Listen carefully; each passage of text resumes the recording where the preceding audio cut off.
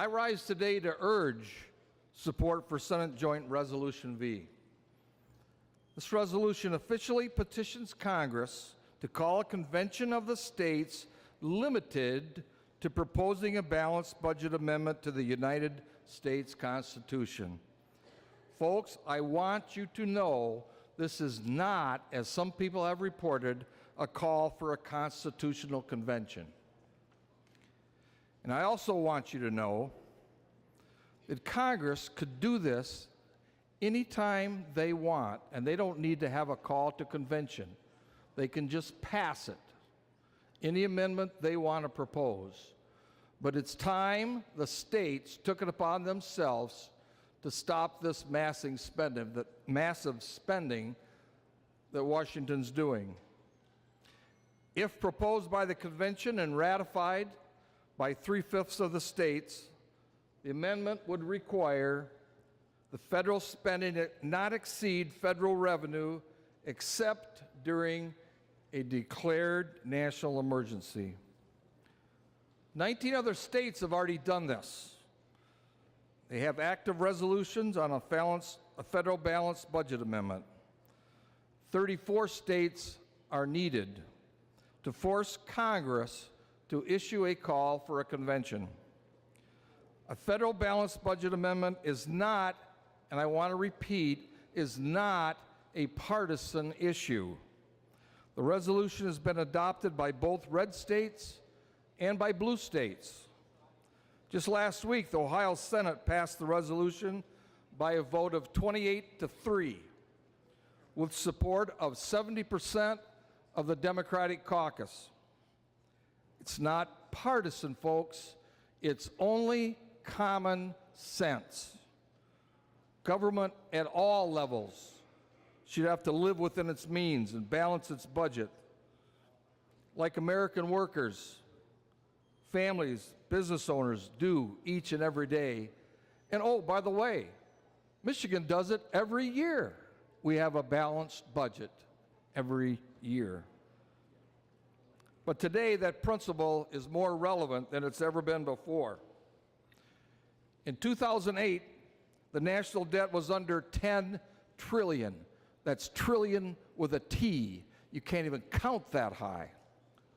In just a few short years, it's climbed to over 17 trillion, an amount greater than the gross national product, even. That means every tax-paying age citizen is on the hook. Debt, $150,000, every citizen. When spread across the entire population, every infant and child owes over $54,000 apiece. So before they even start kindergarten, my 2.5-year-old twin grandsons are stuck with 6 figures of national debt. And by the way, those numbers are growing every day. The national debt is growing faster than our economy and is projected to skyrocket well over 21 trillion by 1917. Folks, that's a credit card tab we're handing off to our kids and grandkids that's just crazy. If that's not bad enough, how the debt is financed is a travesty. In addition to trillions being owned to foreign creditors, over 5 trillion of the debt has been borrowed from the public trust fund, like Social Security, Medicare, that are already headed towards bankruptcy. DC politicians have talked for years about protecting those sacred entitlements while their hands in the back of their back has been robbing the funds. At some point, we'll have to pay the piper because you can't recklessly spend and borrow from your future without serious consequences, as we've seen around the world. Only 12 of the world's 182 nations have a debt greater than their gross domestic product, including Greece, Portugal, Spain, Cyprus. You'll recognize these nations as having experienced severe financial and economic crisis in the last few years. We're on the same path, folks. We're headed there. If we don't take action today, we may get there sooner than we want to. The problem is a bipartisan one, created by uncontrolled federal deficit spending in Washington by both parties. I never said this was a Democratic issue. I never said the Republicans are going to fix it.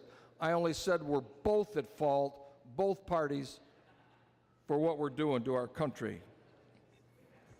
So the solution must be bipartisan as well. You may remember that it was under shared power in the 90s that the federal budget was last balanced.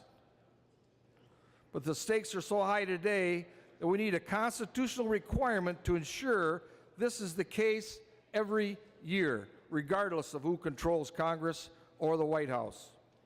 Michigan's Constitution requires the state budget to be balanced.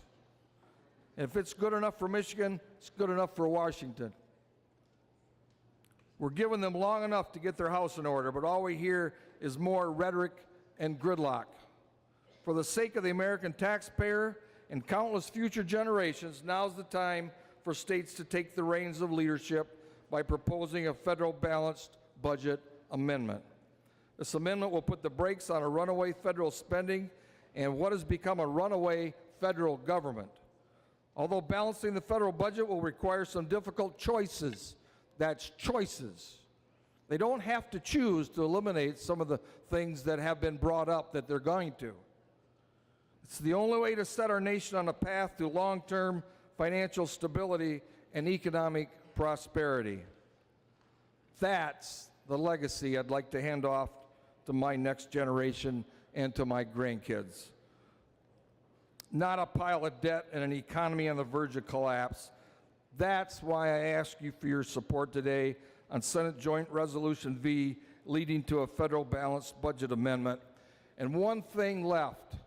If you don't want to go this route, what is your answer?